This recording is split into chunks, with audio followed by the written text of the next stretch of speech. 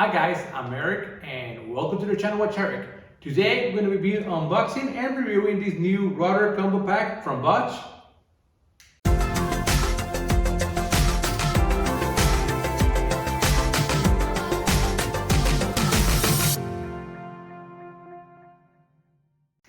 For me, this combo pack is like the Saint Grail of the routers.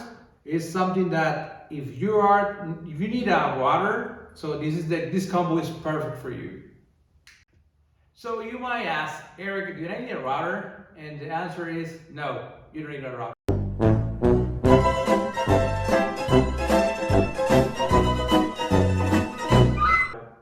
But it's good to have. Some wood pieces from your house have been routed with some type of router. For instance, the kitchen cabinets, bathroom cabinets, even frames, for picture frames, or also the frames around the doors. All of these have been routed. So at some point, if you're in a middle level expertise, it's good to have a router. Pretty much any type of wood that has any decorative or have a soft edge has been routed. So that's told that at some point, yeah, you will need a router. You might think, okay, you're telling me that this is a good package or good combo. Why I need this one? Well, the thing is because normally you have three different ways to router something. Is either with a fixed base, that is this one, or Plunge, or a router table. But in this case, I think this brand, this series 1617EVSPK, is really good because it's a good starter point for everyone who's starting getting on the router and want to understand how to use both. The fixed base router are locked on the base. That means that you cannot go deep. You only go in one direction. While the Plunge, you go deep and you can lock on that depth and you can go around, but also you can get estimated deep for that. And here is a list of things that you can do with a router. I know some of these you can do with other tools, but again, it is a very good versatile tool that you can do a lot. And now we start unboxing.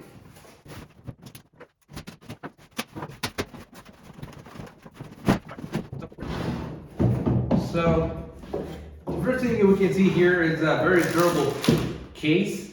So normally, right now, I think it's hard to find any company that is selling something with a rigid or something tough case. Normally there's bags or maybe nothing. So that is good to have because if for instance you're a worker and you go to a site to do some of your business, you can carry this with you, and if you have to have all your tools separately, so this is good to have. Now let's open our Saint Grail.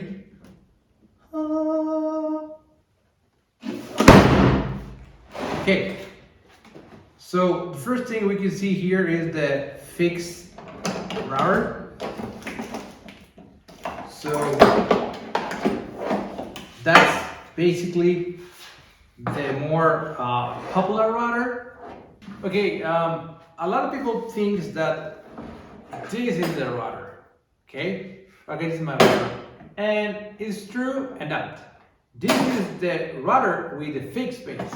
So that means that we go back to the lock. So we remove the lock carefully.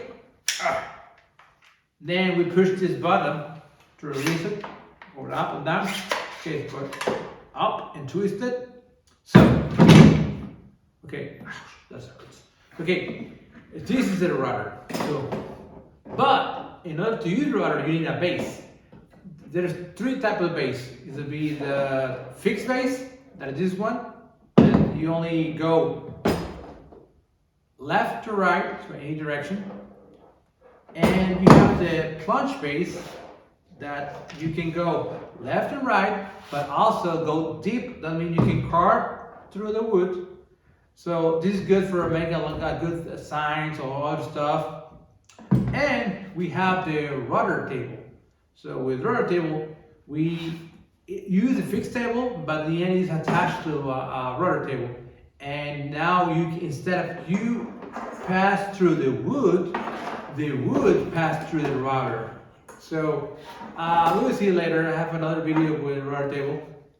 Now that we know that what is the rotor, what is the base for each one, now we understand that for user router, or what is cutting or doing the magic is that there are the rotor bits.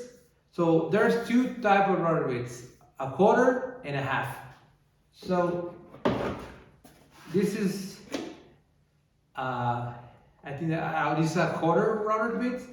You can see because they're, well, one because they are a quarter. So, but you can see that the size is 1/4, and then we have a half.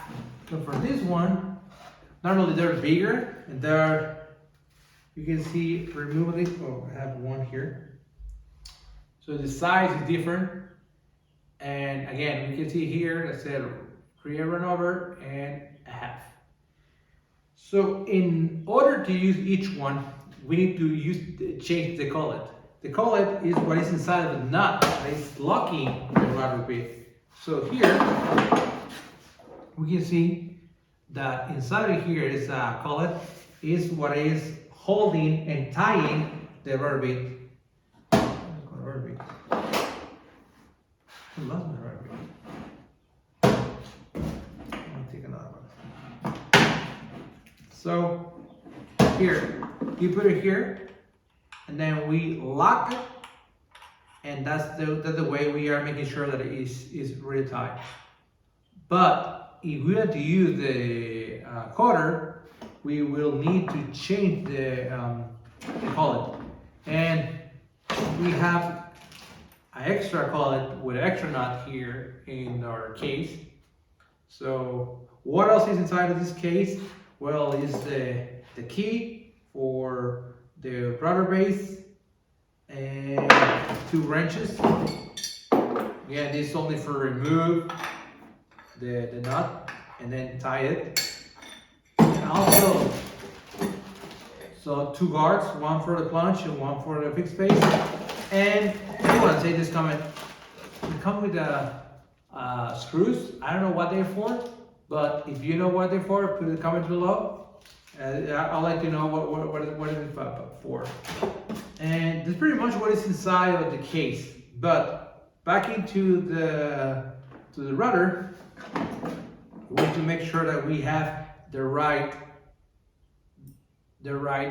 collet. And for this demonstration, I will use a quarter bit. I thought I have more a 1/2 inch bit, but no, I have more a quarter bit. So I will use a quarter bit. So we use both wrenches, and we need to make sure that we don't over tie the bit, because then it can get stuck just when you feel that it's right there. So you don't have to push or tie too hard. Just you see that your hand is perfect there. You gotta make it more forward, so that's the perfect place. So we use a run over bit. Now we put it on the fixed base.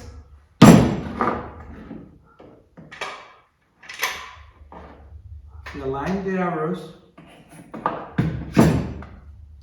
Then we twist it. There you go. Now before you lock the base, we can, instead of use the micro adjuster, we can just, you see, go down. There you go. Now we lock it, and now we use more fine adjustments. I will use I will look a piece of wood so we can use it. Okay, so before test the lead router, Just remember to secure your piece of work. So that's very important. Otherwise it will move and you can have an accident. And secondly, well, actually, the first is safety goggles. So, but the second is secure the one, and the third is before always when you have a new router, before remember to put the speed, in this case 4, fine, but remember where you're gonna put your hands, and try to turn on and see the force that is doing in your hands. So, for instance, right now I will not router nothing, but I want to turn on, and I want to feel the force that is making it on the hand. So that's is let me know what is the force I need to apply to this piece of wood.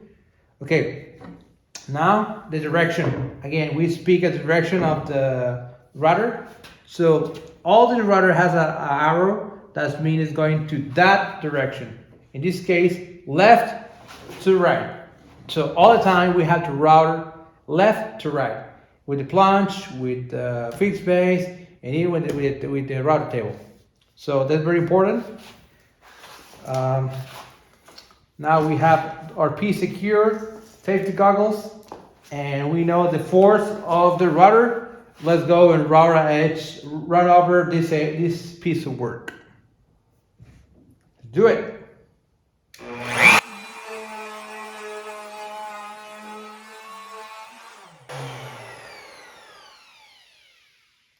Okay, until it is off, we can check. Wow, that's amazing. That's a round over edge, perfect. You can see it.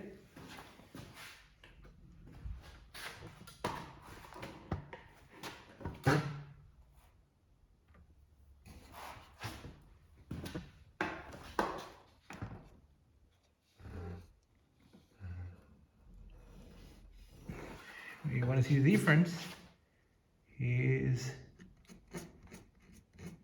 net. Okay, time for wrap up. I really recommend this router. I think it's something that I wanted to set a long time ago.